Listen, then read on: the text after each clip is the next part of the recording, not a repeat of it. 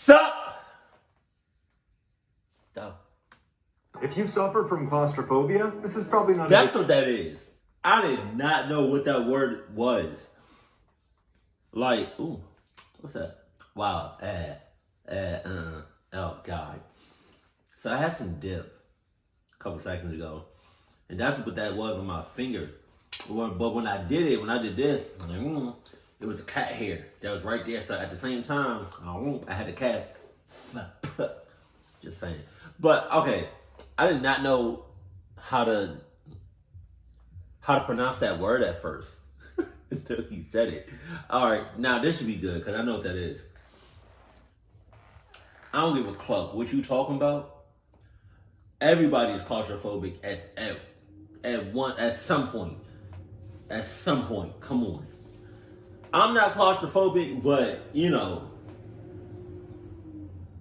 just saying. I would be claustrophobic if I'm talking too much, but at some point you'll get claustrophobic.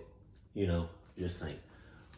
Video for you. But before I get into those stories, if you're a fan of the strange, dark, and mysterious delivered in story format, then you've come to the right channel because that's all we do, and we upload 3, 4, even 5 times every week. So if that's of interest to you, please sneak into the like button's house and line the floor next to their bed with Lego pieces and then set off their fire alarm. Also, please subscribe to this channel and turn on all notifications so you don't miss any of our weekly uploads. All right, let's get into today's stories.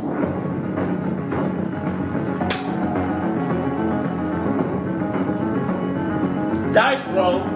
Dice roll.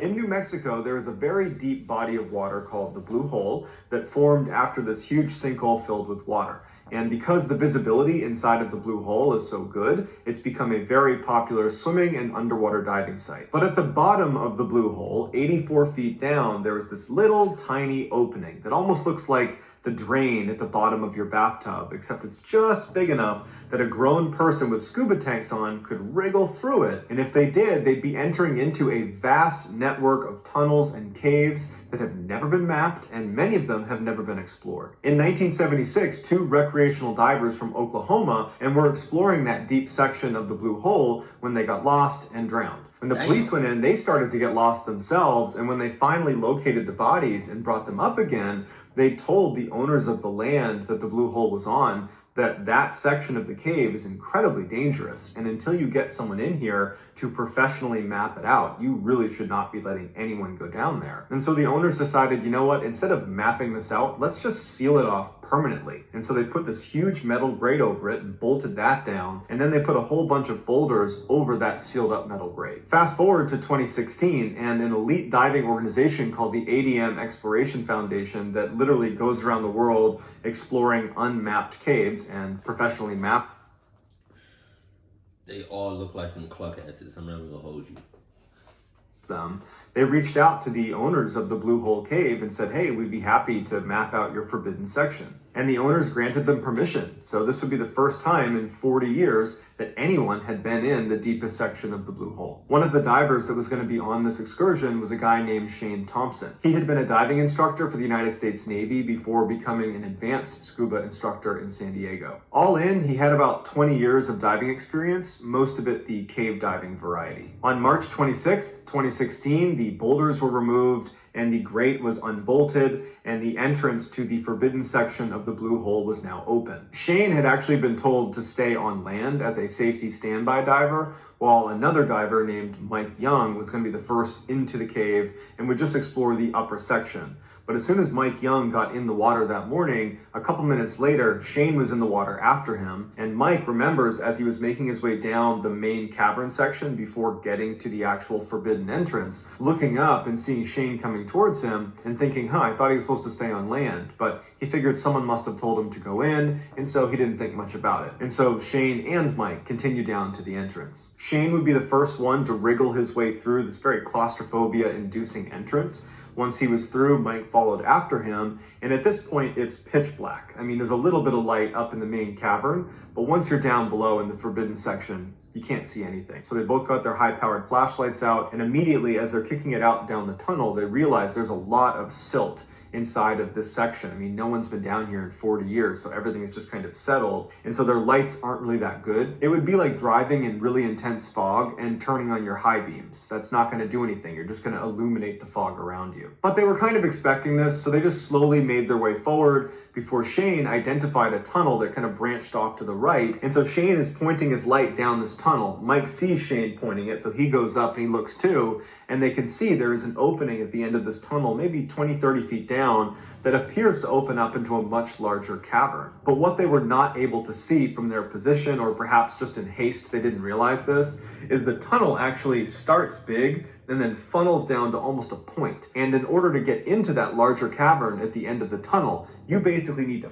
force yourself through that hole. It is not an easy space to fit through. But either way, Shane takes off first, Mike follows him, and as they're moving down this tunnel, the silt is getting kicked up very dramatically all around them. And so now they cannot tell that the walls are basically closing in on them. And as they're getting closer and closer to what they think is going to be this huge cavern, they actually suddenly get stuck. Shane gets stuck first, Mike comes up alongside him because it's so silty he can't see, and he swims right between Shane's leg and the wall and gets wedged. Mike stays calm and begins to push himself backwards to just retreat out of the situation he is in. He can't see anything, but he can tell what he needs to do. Shane, meanwhile, who's basically right in front of him, he starts kicking like a madman. In fact, his fins are hitting Mike in the head, and all the silt is getting kicked up, and so Mike just continues to push himself back all the way back about 10 or 15 feet, while Shane, in a total panic, instead of coming backwards towards Mike, begins going forward through this tiny little narrow opening and somehow manages to force himself into this chamber. Mike has retreated back out to the main hallway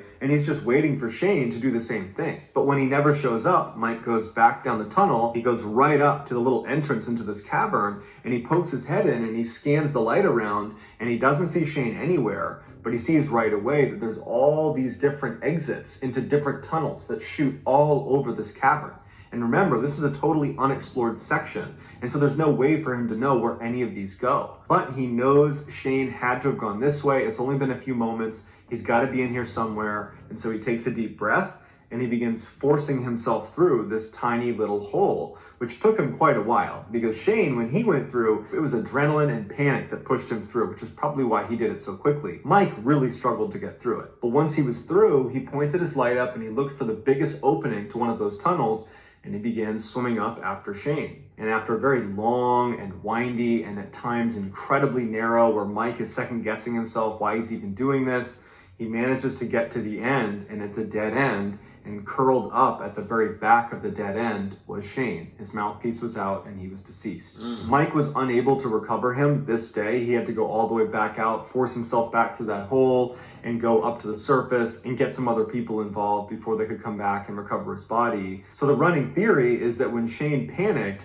and began swimming through that tight little space into that chamber, he must have somehow believed that he had gotten turned around and was making his way towards the exit. Now, it's easy for us to say, dude, you're in a tight little tunnel and you couldn't even get out. How could you have possibly turned around? But in reality, when you're stuck hundreds of feet underground in a tunnel that is unexplored, silt's been kicked up all around you, someone's blocking your way behind you, there's something blocking your way ahead, and you're pinched all around on your side by rocks. The mind can do some pretty crazy and delusional things. And once he pushed through that hole using adrenaline to force himself through, he went up thinking, I'm gonna get out, I'm gonna get out. Except he went into a dead end. And by the time he reached the end, either his mouthpiece was knocked out or he passed out and he dropped the mouthpiece out of his mouth. But either way, it shows you what can happen when you are trapped underwater and you panic. After Shane's body was recovered, they resealed the forbidden section, and to this day, no one is allowed to go in again. Jesus. Indian Springs is a very popular underwater diving location in Florida. Deep below the surface, there are hundreds and hundreds of miles of tunnels that are both explored and unexplored. The majority of the unexplored tunnels are down at the 300-foot mark, which is significantly deeper than the average recreational diver goes. In fact, below 120 feet, you need specialized equipment and training, and very few people have that. In November of 1991, a specially trained, specially qualified group of elite divers went to Indian Springs to conduct a research dive down at the 300-foot mark. They were basically looking for unexplored passageways that they could explore and map out. There was a number of divers that were going to be a part of this dive, but the only two that were going to be passing through something called squaw's restriction were Parker Turner and Bill Gavin. Squaw's restriction is this very narrow section of Indian Springs that's located down at the 120-foot mark. If you think of Indian Springs like an hourglass, you have a big open space up top, you get a big open space down below, and squaw's restriction is that tiny little space in the center of the hourglass. Before they began this dive, they threw a line down through squaw's restriction all the way down to the 300-foot mark that had an anchor at the end of it, and this would serve as their guideline so that when they were going down deep, if silt kicked up or visibility was obstructed for any reason, they always had a way to reference where they needed to go, up or down. On the morning of November 17th, Bill and Parker put on their dive gear, they fired up their underwater scooters they were using, and they began their descent. They made it down to squaw's restriction, and one by one they would lead with their scooter and their body would follow along paths, and each of them were able to get through without any issue. Once on the other side, they took note that on the wall next to them, and this will matter later on, they noticed a sign that had been placed there. It was a very distinctive up and down arrow to show upstream and downstream flows. And so they took mental note that there was this distinctive arrow sign right at the bottom of squaw's restriction, and they continued down. They stopped at 140 feet and they kind of looked around for a couple of minutes before continuing all the way down to 300 feet, which is where they were intending to go. And they explored for about 25 minutes before looking at their watches and saying, yep, we got to go back up. So with one hand on their scooters and one hand on the guideline, they begin making their ascent. And as they're getting closer and closer to squaw's restriction, they start noticing these huge clouds of silt just in the middle of the water all around them. And they didn't cause this. They were not in an area where it was so tight they were kicking up silt. And it had been quite a while before they had come down through squaw's restriction. So this really couldn't be the silt that they had kicked up when they had first come into the cave. So who did it? So they looked at each other and thought, that's a little bit weird. I wonder what's going on above us. But they both kind of shrugged and thought, Shrug, it's nothing. Nothing. My ass. You better hurry your haul ass up there. Talk about some.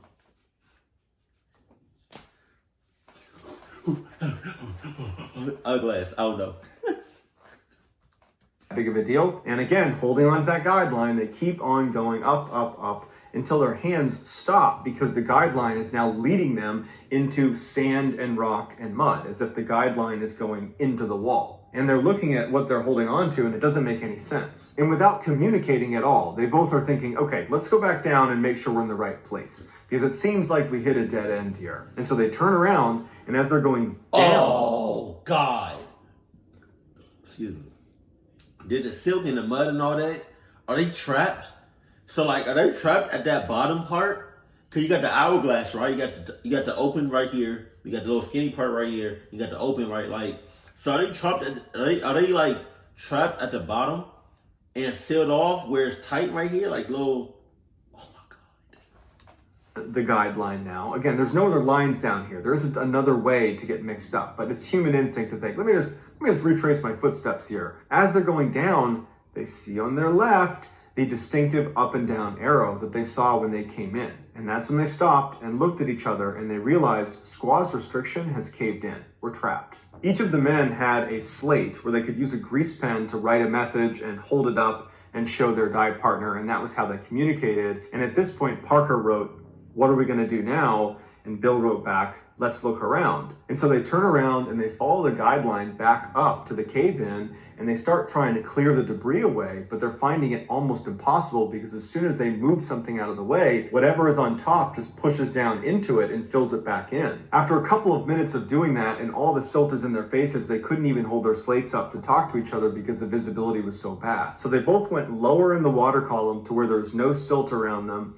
and they both looked at each other, and that's when Parker held up his air gauge and showed Bill, "I only have about 10 minutes of air left." And that's when Bill looked at his air gauge and he realized he too only had about 10 minutes of air left. Parker scribbles something on his slate and he holds it up to Bill and it just says, "What are we going to do now?" And Bill, not knowing what else to say, just wrote, "Hold on, I'll take a look." And so Bill leaves the guideline and swims over to another section away from squaw's restriction in hopes he might find some other exit out of the space they're in, even though he knew full well there wasn't anything besides squaw's restriction. And after a couple of minutes of looking around and not finding an additional exit, he goes back over to where Parker had been when he had left him, except Parker's not here anymore. And Bill suddenly thinks maybe he's found a way to get through this. And so Bill, with almost no air left, grabs the guideline and swims up into the silty cloud and gets to the cave-in to discover it's still caved in. However, he sees the base of Parker's tanks wedged in the obstruction itself. And he's looking at the tanks thinking, how did Parker get in that position? And then he realizes that's just his tanks. Parker is not attached to them anymore. And that's when Bill realizes what Parker probably had done. Parker had tried to force himself through the obstruction and probably got about halfway before becoming completely wedged and stuck himself. And he had to make the terrifying decision to take one more good breath and then ditch your air tanks and try to swim on a breath hold to the set of spare tanks they had set up about 100 meters away above squaw's restriction. But at this point, regardless what's happened with Parker, his tanks were positioned in a way that it had created a little bit of an opening in the obstruction that Bill was able to swim through with his tanks on. Now he has almost no air left, and so once he got through, he realized he had about 30 seconds of air, and he swam as fast as he could to these spare tanks, hoping to see Parker on them, breathing and alive. But unfortunately, right as they came into view, Parker wasn't anywhere to be seen. Bill swims as fast as he can. He actually literally runs out of air and is on a breath hold himself by the time he reaches these tanks. He takes a huge gulp of air, and after he calmed down, he took his light out and he scanned around and he found Parker, and he was floating, deceased, clearly about 30 meters away. He had made it pretty far on a breath hold, but had just gone slightly off, and he didn't have any of his equipment. It was all attached to his tanks, and so in total darkness, he was just blindly swimming and did not locate the air tanks, and you can only imagine what his final few seconds were like. Before all of this happened, when Parker and Bill were down at 300 feet, some of the limestone broke off from the ceiling, landed in such a way that it caused this huge underwater mudslide, and it all funneled down, completely blocking up squaw's restriction. Jesus. For any diver who can stomach the risks, Bushman's Hole is a world-class diving spot. It's located on a privately owned game farm in South Africa. In the middle of the farm's 11,000 acres sits this massive... How many acres? 11. I see you, God. And I appreciate you, and I thank you for my blessings. Crater in the ground that from rim to rim is hundreds of feet wide. If you hike down the crater to the middle, there's this little tiny basin of water that almost looks like an oversized puddle.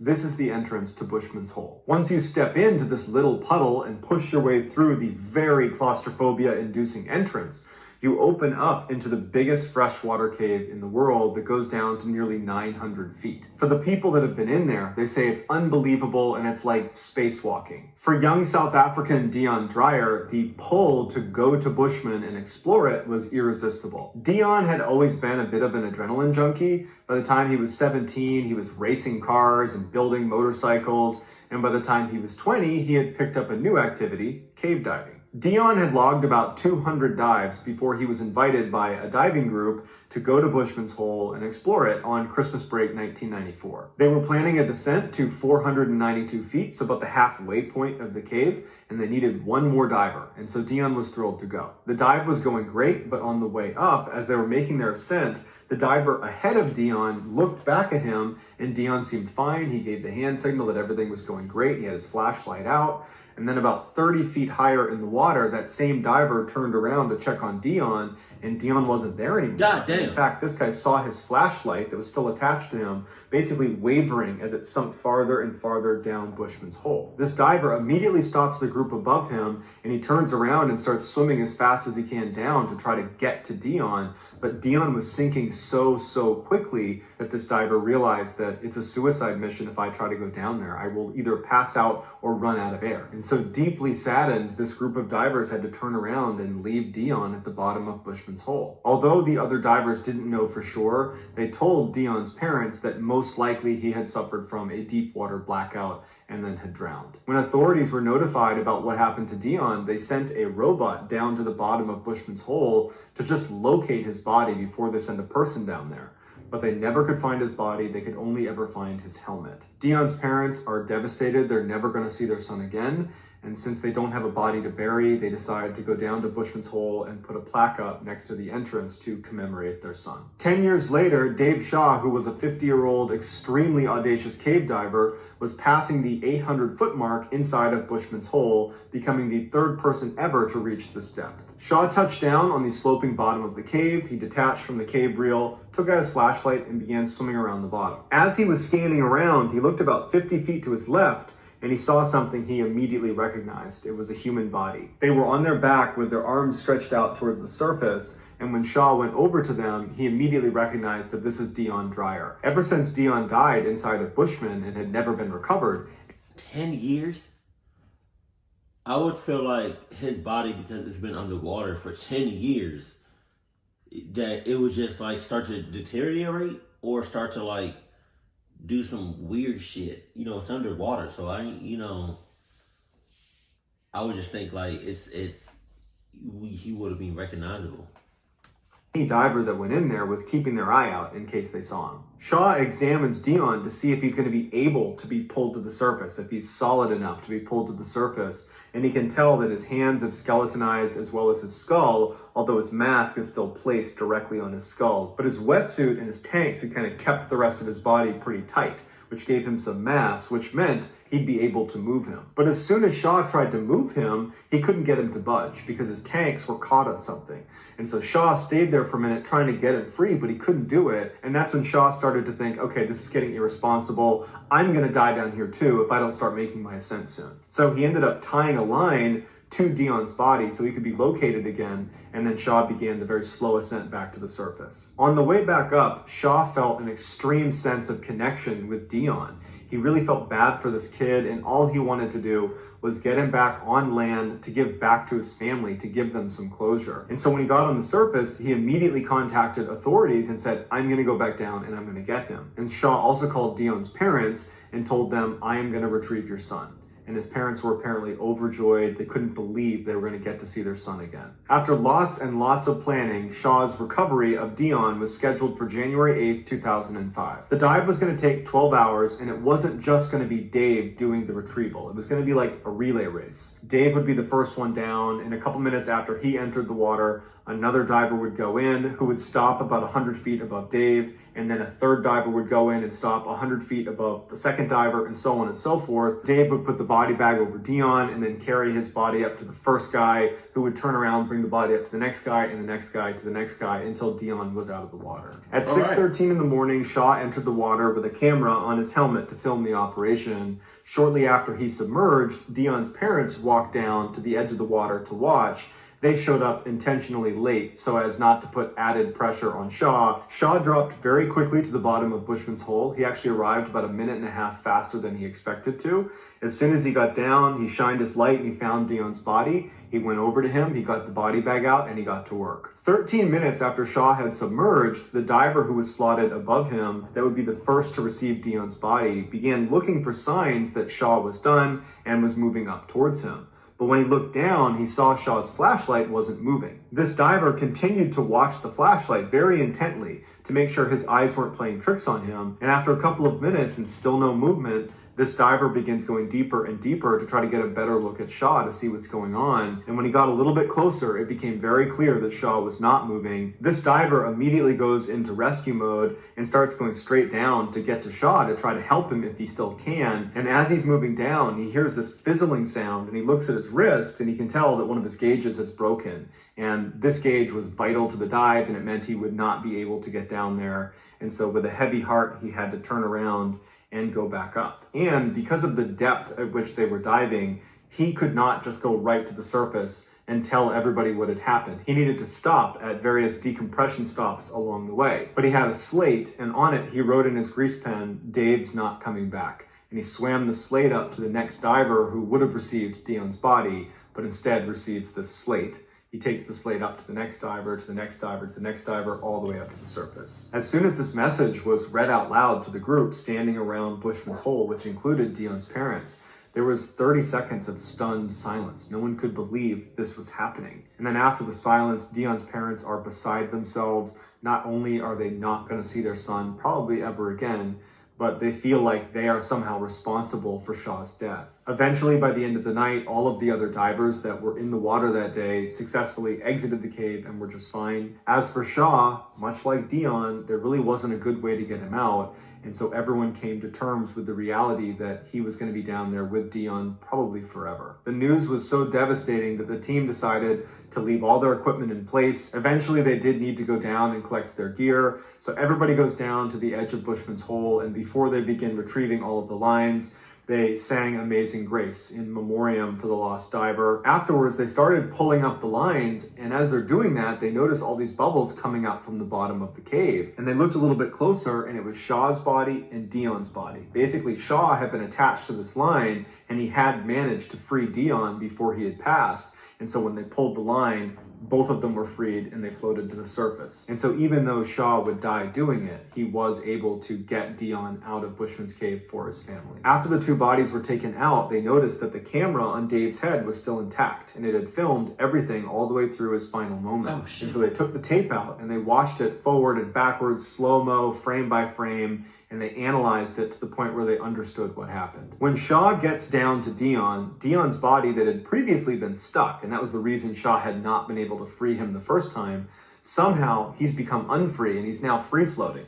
And Shaw is having a really hard time trying to control this free-floating body, and his body is literally breaking apart in front of him. As Shaw is trying to wrangle his body, you can hear him start grunting, his breathing is getting elevated, and he's totally losing control of the situation, and the bottom of this cave is slanted, and it's all silty and muddy, and so in the camera you see all this mud and silt getting kicked around, and the visibility is very poor, and after it clears, you see Shaw has gotten completely tangled in some line that's also tangled on Dion. So basically, Dion has become his anchor. At this point, Shaw shifts his focus to try to get the lines off of himself, and you can hear his breathing now is becoming much more desperate. It almost sounds like he's gulping for air, and probably at this point, although we don't know for sure, he's suffering from narcosis, which is a condition that divers will run into, where it's like you drank a whole bunch of alcohol on an empty stomach. It's like you're totally drunk and you're confused.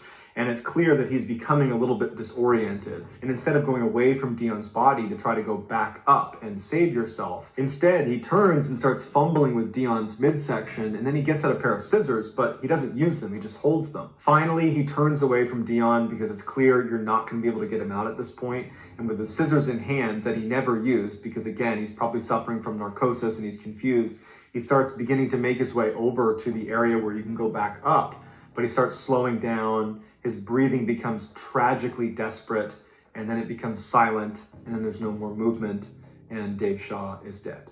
10 days after the bodies were recovered from Bushman's Hole, Dion's parents, although they are absolutely devastated about what happened to Shaw, and they feel very guilty, but at the same time, they're so excited because they get to go to the morgue and see their son again for the first time in 10 years. They don't care what state his body's in. Just the fact that he's actually here, that their actual son is going to be in front of them, was just overwhelming for them.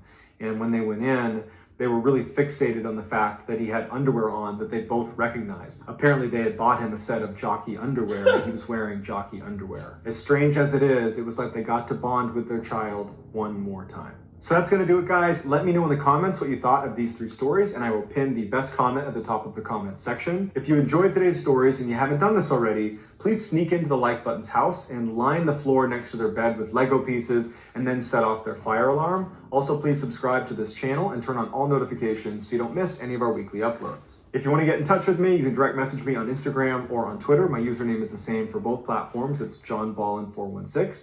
I also have a ton of content over on TikTok where my username is Mr. Ballen. If you have a story suggestion, please submit it to our subreddit just called Mr. Ballen. It's linked in the description below. So whether I see you on Instagram, Twitter, TikTok, Reddit, YouTube, some combination, just know that I really appreciate your support. And until next time, that's going to do it. See ya. So, goddamn. That was crazy. That was crazy as hell. Like I said, like I'm not claustrophobic, but if you put me in a certain situation, I will become claustrophobic. Like if you put me like in a casket, I will probably freak out. But I think the whole thing about being claustrophobic is not trying to freak out. But it's just it's you know, it's harder. It's easier said than done. You know, you can't just tell somebody don't freak out if the person is in a very tight space. But that being said, dealing with water, the ocean, big bodies of water, and you're claustrophobic, that's a whole different thing, man. I would probably freak out. I think. I don't know. I think I have a really strong mental state, and I don't think I would freak out. Just because I know, like, part of me knows that, like, if you freak out and you start to physically freak out, that it will cause you to lose more oxygen. But, you know, I would love to go scuba diving. I would love to go, you know, stuff like that. But not no 300-400 feet down below sea level. You got, no. Can't do it. Not gonna do it. Won't do it. But, I think we've all been in claustrophobic situations. Just whether or not you freak out is up to you. And I feel like you gotta have like a strong mental, like your mental state gotta be strong. Because if it's not, you will, you know, freak out, and then that will cause you to, you know, that will cause more damage than anything. But dealing with water, that's dangerous, man, for real. But if there's any videos from Mr. Ballen you want me to react to, let me know that in the comment section below. But as always, keep it cool, keep it classy, and I love you. Stay happy, my family.